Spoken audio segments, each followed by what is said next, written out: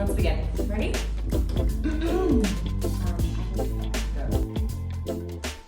Well, hello there. Hi.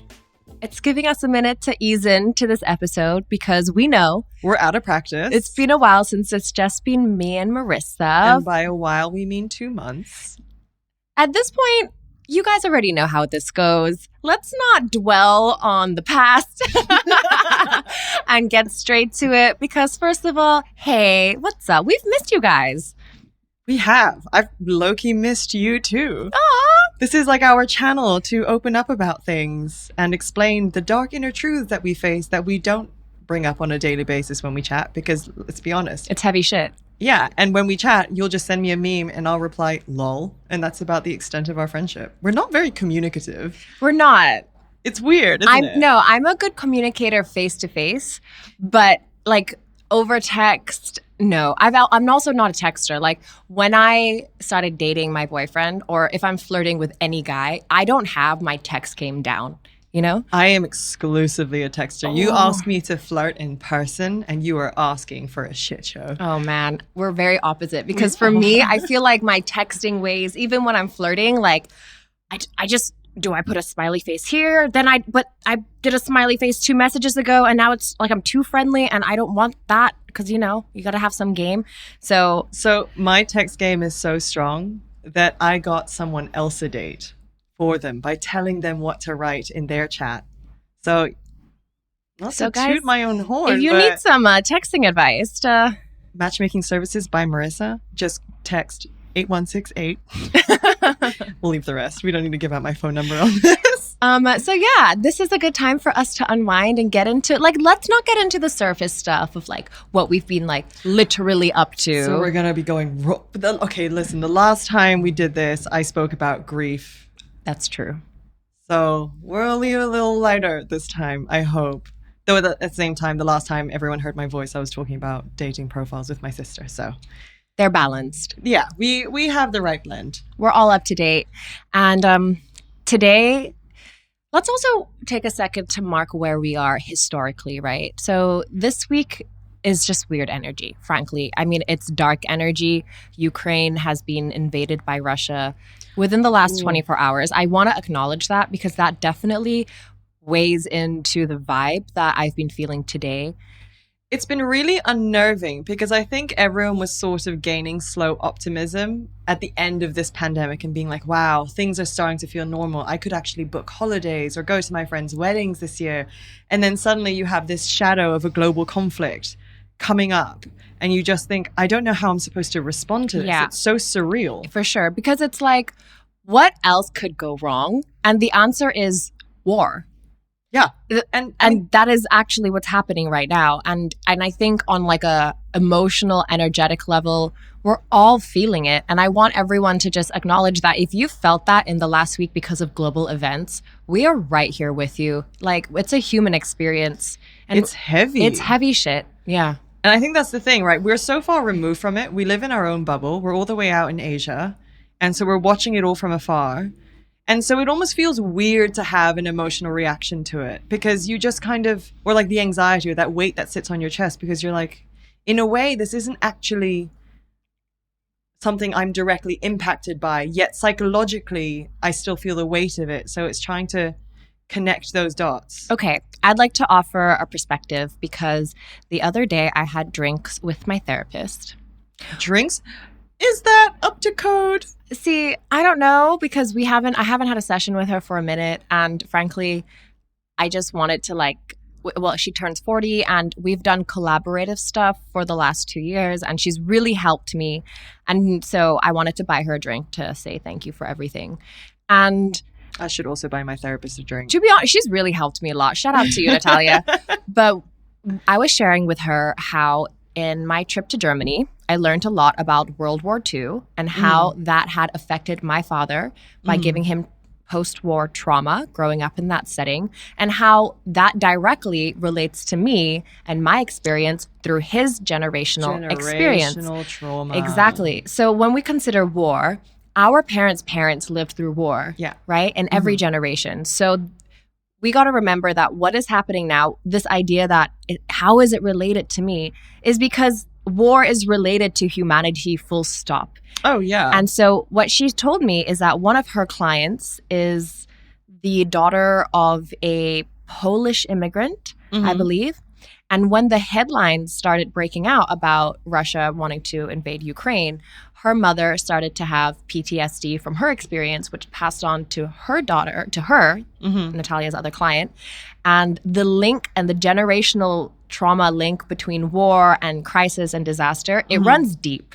Oh, It affects us all. And so even though we might feel like this is happening in Ukraine, like it affects us all. And something is being awakened in all of us of like the darkest part of humanity. It's heavy. Yeah. I mean, I started reading, and I'm only about a third of the way through the mind body problem. Is that it? No. Oh, The Body Keeps Score. The Body Keeps the Score. Yeah. Mind Body Problem is definitely a sci-fi novel. Mind Body Problem. Sounds like Bed Bath and Beyond. If we had a therapy. If we had a therapy. You can buy scented candles and journals, and here's some tissues for when you inevitably cry. Weighted blanket, anyone? Yeah. No, Body Keeps the Score. And it touches on that and basically how it actually impacts your neural development. And that's something that fascinates me because I'm actually going back and looking through people I know, and especially older generations, and realizing why they react in certain ways. And it's kind of clicking. And then now we have the added context of, God, I mean, an impending war because Russia's invading. It sounds like a fucking movie. Because it is. Because how many times in movies they were like, Soviets are here, like the Russians are invading. But actually, this is reality now, and it's terrifying. Like, here's a pandemic. Oh, throw in a dash of global financial crisis. What? NFTs and digital. Like, we're going to buy 3-dimensional animals on the internet, and they're going to be worth a lot of money. And then suddenly, Russia's invading Ukraine. Like, see, couldn't have written it better myself if I was a novelist. Yeah. Someone said in my Instagram stories today, because I put out a question, like, how is everyone really feeling? And they said that they're trying to focus on meaningless work while the world feels like it's about to explode. And I think maybe what we're all feeling is that with these headlines and with these images that we're seeing of war, it's making us feel like everything that we've been focusing on, like all the smaller problems of like what humanity really goes through and suffer, feels meaningless right now. Like NFTs and crypto feels meaningless when you're seeing people's homes get bombed. So this is interesting because I hear that, and I think I guess there are two ways to respond, or like two opposite responses, which is one, I'm going to focus on meaningless tasks because everything means too much right now. Like everything is too significant and it's overwhelming, versus looking at everything that's happening and realizing all the stuff you're doing fundamentally doesn't matter. Because let's be honest, most NFTs that people are about do not matter. Keep going on about NFTs. Let's not go too deep into NFTs, please. No, but in terms of like the meaninglessness of it and everything that we're focusing on and prioritizing and literally throwing money into. So I guess people go either way. They either choose to just focus on that and be like, at least this bears no weight on me, versus now I better find real meaning in everything I do because everything is so much more important and everything is crystallized in a different way. Yeah. So where would you say you are on that spectrum? That's honestly something I'm trying to figure out. Frankly, a bit of me is mentally shut down where I'm like, just focus on what's in front of you and just have a good time. Because whether you like it or not, the world could potentially get a lot worse before it gets better. And that's going to be completely beyond your control. So take the small joys where you can. And also just, I don't know, just generally be there for people if they're not able to do that. Like I have a friend who, his father's in Ukraine, and he's desperately been calling his father and encouraging him to evacuate. And it took a lot of prodding because obviously this is his father's home city. He doesn't want to leave. And he's being forced out against his will because of the threat of death. And like, I can't imagine what that must be like for him. So the only thing I can do is occasionally check in with him and be like, are you all right? Or do you want to talk about it? Yeah. Yeah. I mean, I think for me, the thing that in the context of like what makes you what you consider has meaning, I think for me it has done the second of what you said, where I'm not trying to focus on things that are meaningless in the sense that I can focus on that and Use it as a that's what I can use to distraction. control. Yeah. But it's really made me check in of like my life. Like where am I putting my energy into? And am I living my day as meaningful as I can to have a whole and intentional life? Okay, this is a deep sentence, right? But I Sure. also think I want to give a little backstory to where I'm coming from this. You mean I've shared with you, but this last 2 months for me has felt like a big stir. Like I feel like if I want to like put an imagery behind this, like I'm a big cereal bowl, you guys, and Are you someone like just Lucky Charms? I'm lucky. No.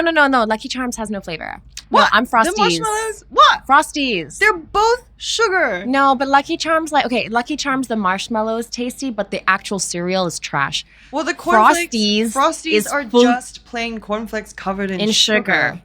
But But sugar's not flavor. but it's tasty. Okay, you know what? Cinnamon Toast Crunch. Sure. Okay. Sorry, we really got bogged down in the important stuff.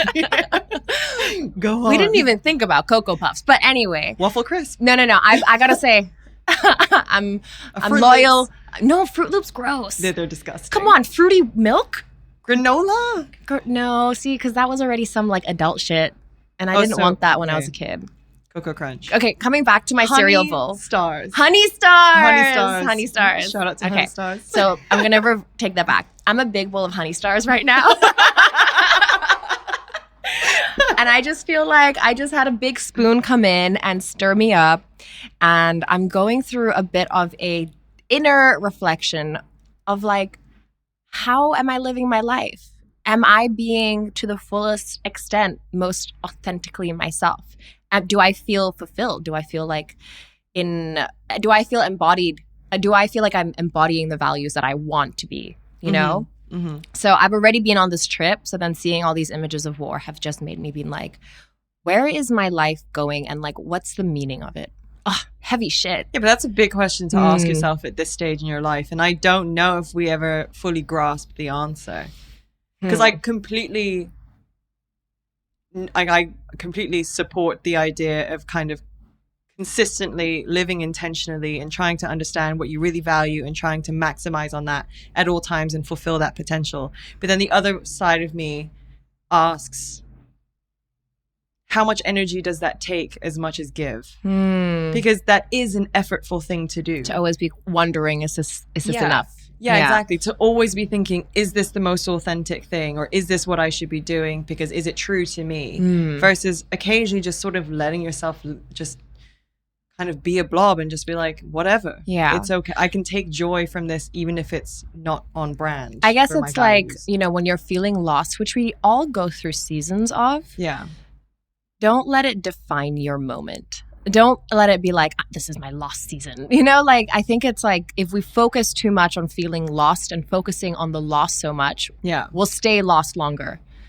Oh, yeah, absolutely. Yeah. There's almost like an amplifying effect, right? Yeah. Where you blow a small moment up and suddenly it's all consuming and you very much lose the forest for the trees or the trees for the forest. I don't know which way around that saying goes. I've never heard that saying. What?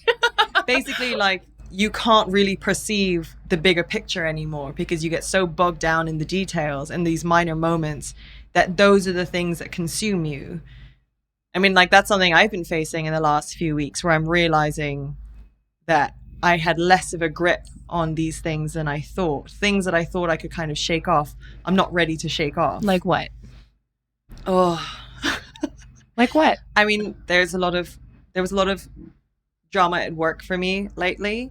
And also last weekend, I may or may not have had a panic attack. The first panic attack I've had in maybe 2 years, which genuinely, I was basically on my way home and I started to feel myself shake. So I called my sister and luckily she picked up because she's in London. And she immediately could sense something was wrong. And then she was trying to kind of keep me calm. But by the time I arrived at my destination, stepped out of the car, I genuinely dropped all of my things. Like, my purse was open. All of my stuff was all over the street. And I had to sit in the car park with a head between my knees, hyperventilating and trying to calm myself down. And there was that moment where I thought, something that I had thought I had kind of dealt with, put to bed, was erupting. And it was almost like it was a trauma response. It was like a fight or flight response. And my body chose flight.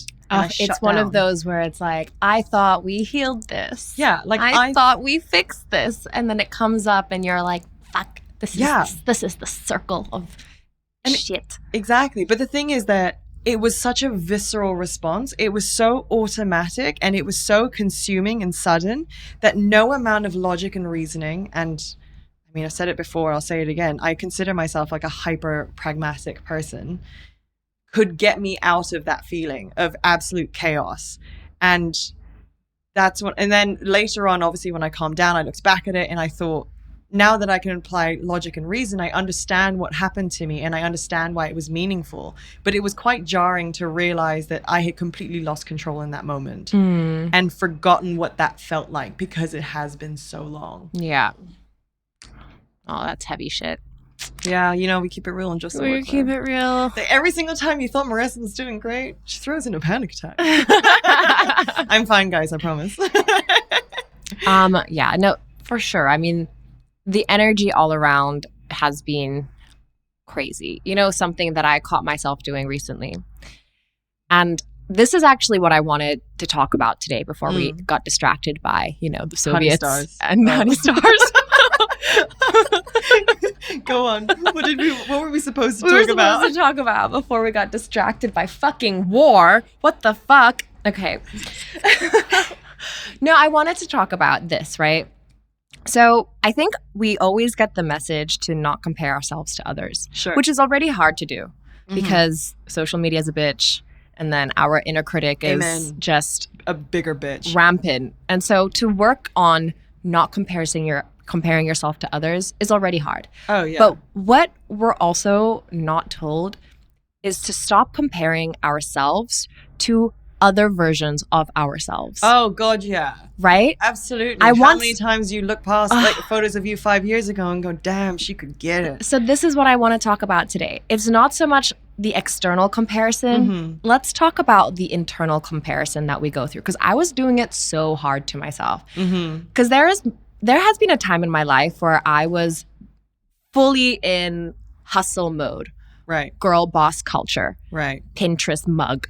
Yeah. Morning routine. She runs, she lifts, she eats salads. I had everything balanced. I was falling apart, but I felt like you had it together. I had it together. Yeah. On paper, it was all together. I was like, that rom-com and the girl has it together. Yeah. I was her. Yeah. And I was holding my own standards up to that version of myself that existed only for a short period once in my life. Sure. And it was just so hard to check myself, to be like, you're not that girl anymore. And you shouldn't be that girl either. And you need to stop comparing yourself to who you were when you had a whole bunch of different factors going on in your life. But what is it about your current situation as compared with then that you're not valuing enough to be able to see the differences and say, I actually prefer this stage now? Do you prefer this stage now? I prefer this stage now because I have a better relationship with myself now. Sure. And I feel a lot more connected to my inner child, inner self. Okay. Right? Yeah. And so in that regard, I'm able to consciously recognize when I'm comparing myself, right? Sure. Myself back then, if I was Sure. doing that, I wouldn't know what I was doing and I would just feel shit all the time. Whereas now I can be like, you were doing that. Don't do that. It's not very nice to yourself. But do you ever find it that even though you recognize it, it's almost like a bit of a trap in that you're like, I see what's happening and yet I still find myself doing it? So for sure it's a trap. Yeah. It's one that I'm not coming here saying that I have the answers. I'm coming here to say that we talk about it because it happens. Yeah. Oh, God, yeah. That's massive. There's all these things that can happen in your life while you're going through that, right? And I want you to remember, number one, we're not the same person. We're not even the same person we were yesterday. We're constantly supposed to be evolving, and that's a good thing. Even comparing yourself to yesterday is out of the argument because you're not even the same person, and that's good. Secondly, your priorities change over time.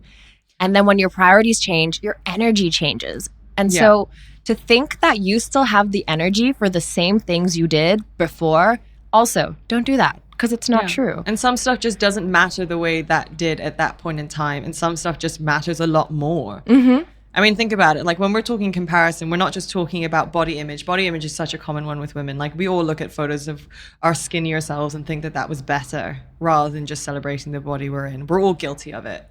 I've yet to find someone who's through and through just like, nah, I'm good.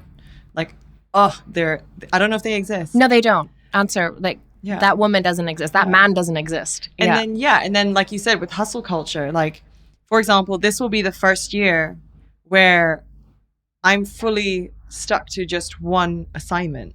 Like I'm not juggling multiple jobs, multiple opportunities, testing myself at hand modeling, which was like my highlight of last year.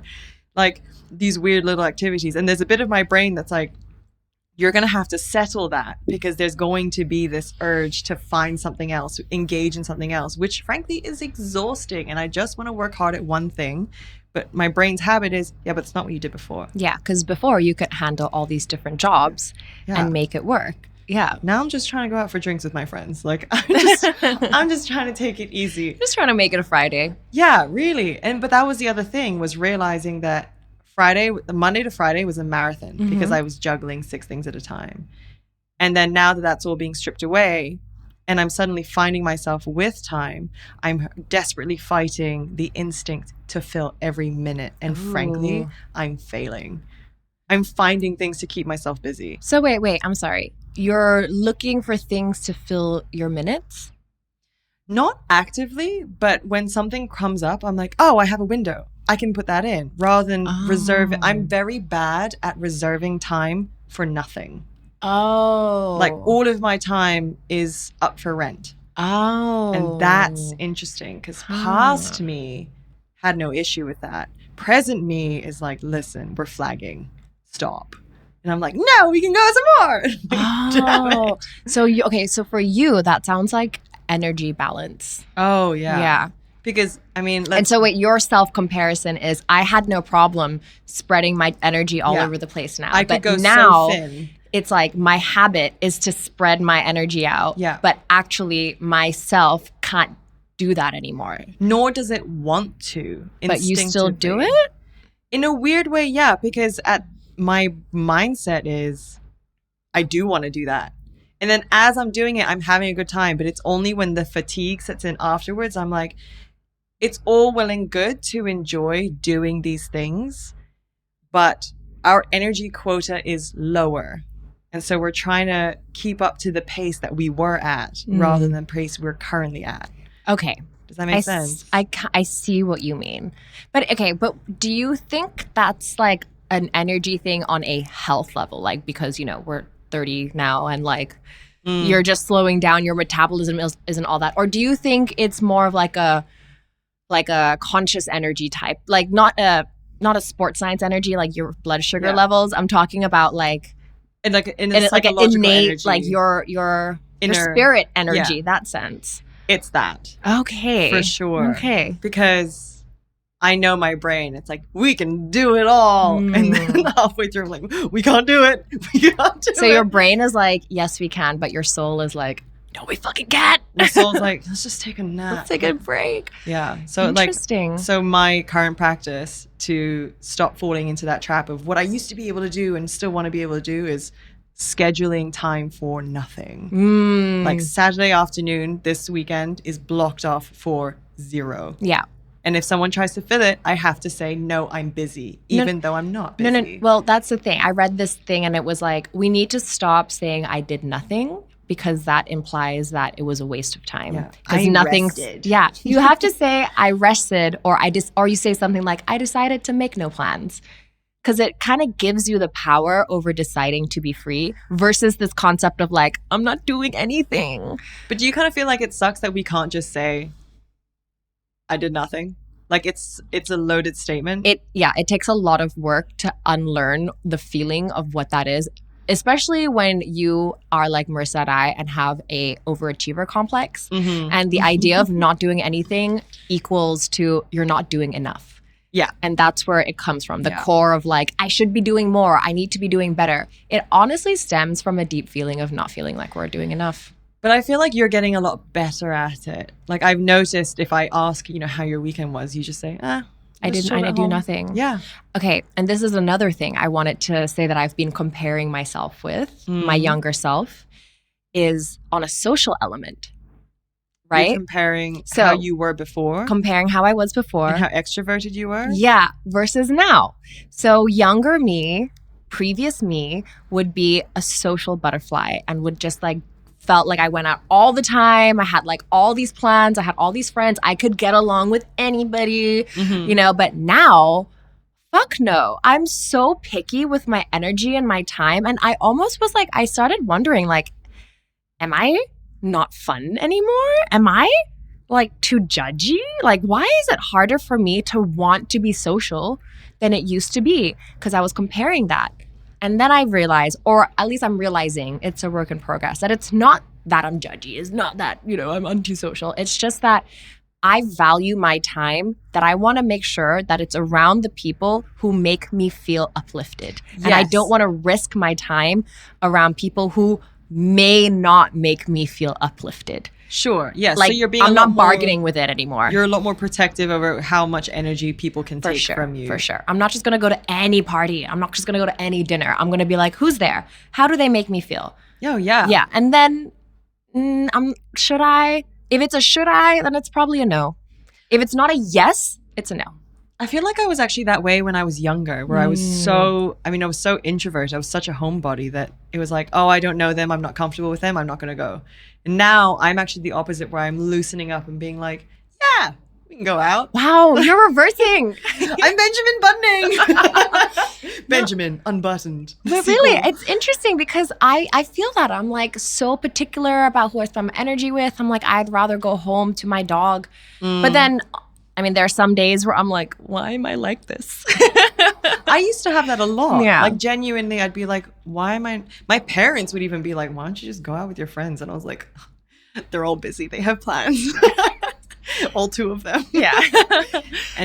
But I think there's a balance to be struck maybe between you and I in terms of how liberally you're willing to go out and explore and like be in different company versus how protective you are over your energy. I think you should always be hyper protective over your energy, but there should always be like that little bargaining chip of like, this could be great. I know. I think I'm maybe a little bit too far on the spectrum of like, I don't want to go out. I don't want to meet anyone. I'm like big time grinching. But that was also like, that stemmed more out of the pandemic than anything. Yeah, I was just going to Yeah. say, but I think 'Cause that this became like your castle. Yeah. Like your home became your castle and you're like, why would I leave my castle? Like this is my domain. yeah. And yeah, I can see And why. also, like, meeting new people now because of our stupid fucking restrictions is that, like, it's not casual anymore. You can't just, like, casually meet someone out. It's like I have to go to a structured meeting of strangers, like what we're doing after this. Yeah. First and I are going to meet some strangers after this. Not total strangers, but they're new people. It's very We're trying to against my make instincts. friends. We're trying to make friends out here. But no, it's like, it's not like you go out and like everyone's there and then you meet someone and then you can like their vibe and stay or be like, you're weird. I'm not going to talk Yeah, to you. Now yeah. it's like, oh, now it's 5 of us at a Yeah, dinner like table. I've committed to your Yeah. energy for an evening. And I have to stay around you. And what if I don't like you? So I just don't take those risks anymore. That's what's so interesting about dating. Like online dating, for example, is you really have to know that this is going to be worth potentially 4 hours of your life. 4 hours. I mean, like you think about it. If you go for drinks at 6 o'clock, it ends at 10:30. There's an inherent assumption that you're going to last until the bars close. And that point is when you're like, I'm just gonna go home. Like, Oh my God. yeah, dude, dating is tiring. But the other thing I wanted to raise with you especially is before this pandemic hit, you were also such a social butterfly as part of your work. Like you were turning up at events and appearances and all of these social engagements that were very much a part of your job. So the moment the world basically cut that off and you could reset, I think maybe you're just finding your natural balance between because you had both extremes.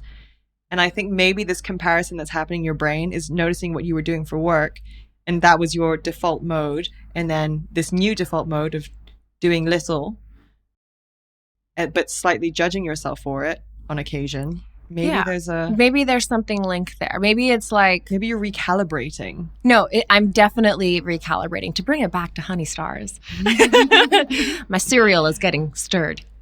Why does that sound If so you had- sexual? If you had a blog, it would be called Horoscopes and Honey Stars. The fuck? Is that what you think of me? Yeah, I do.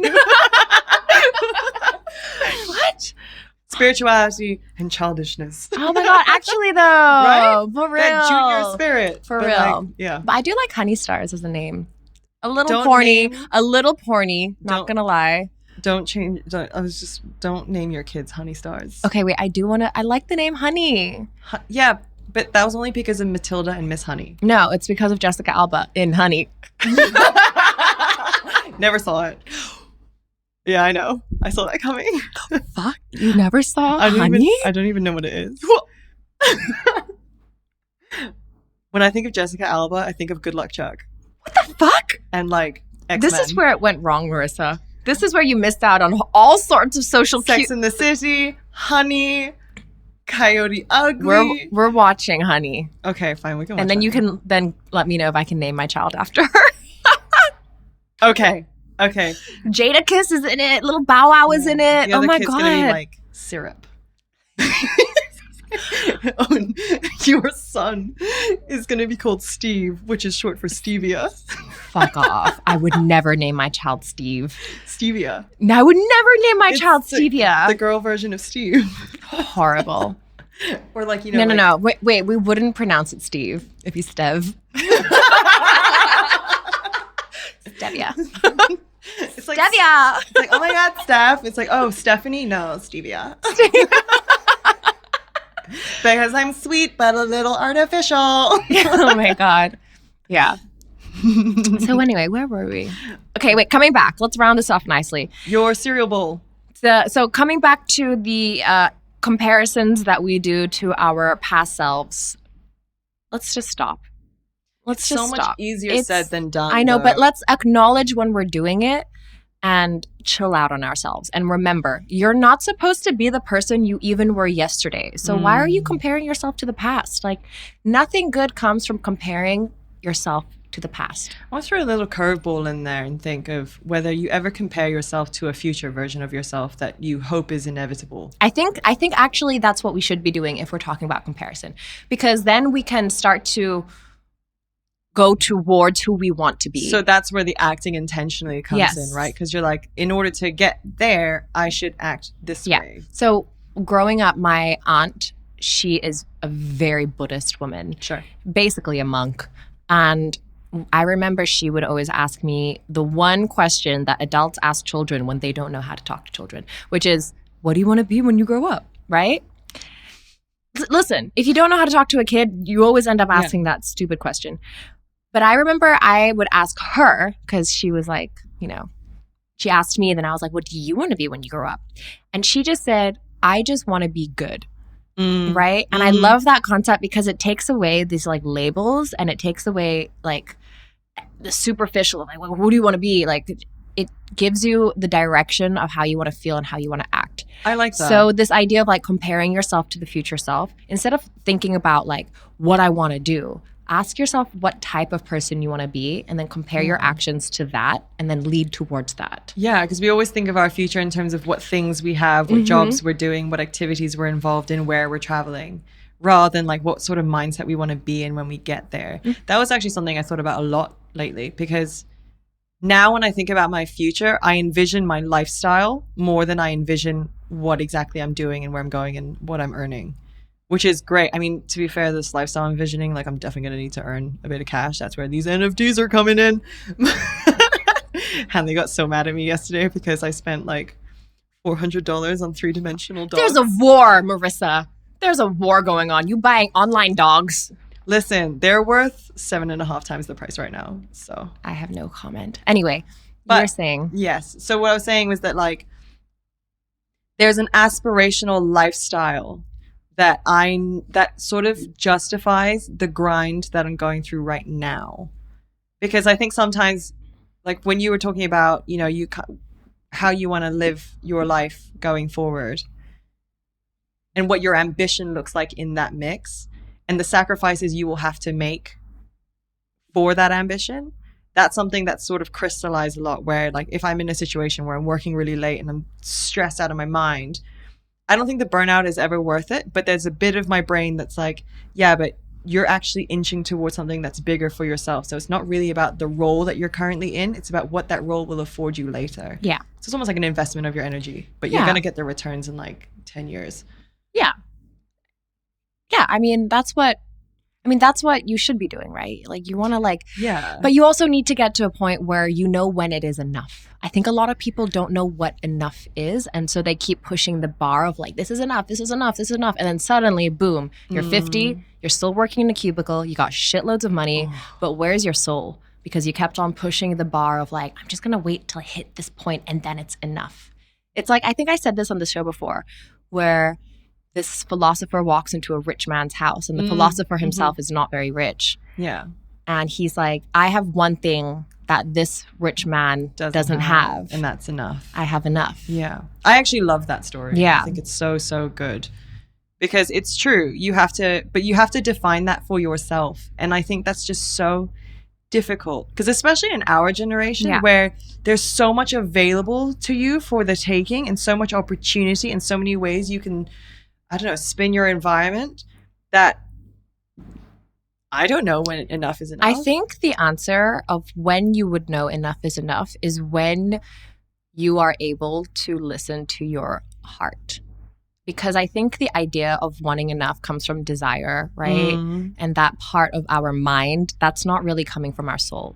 I think it's like when we are really clear of who we are, who we want to be, when we've decided that for ourselves, and then we keep the channels of us and our inner self clear, I think that we'll know from our intuition when we're enough.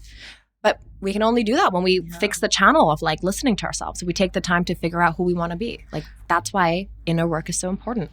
I think also it's when you swap out what you should be doing as a means to an end for rather just what you want to do then and there. Like it's purely contentment in that time and space and place. Do you know what I mean? It's not like I'm doing this as an investment for a future self anymore. It's I've already got that. So now I'm going to be on cruise control. I'm just going to enjoy where I'm at. Yeah. But again, we have such a rat race culture that I don't think that moment ever clicks for a lot of people. Well, hey, listen, I'm going to offer this moment to each of us now.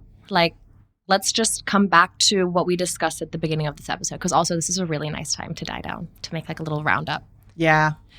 Because like, when are we going to have the moment to check in with ourselves, to figure out what we want to have more meaning of?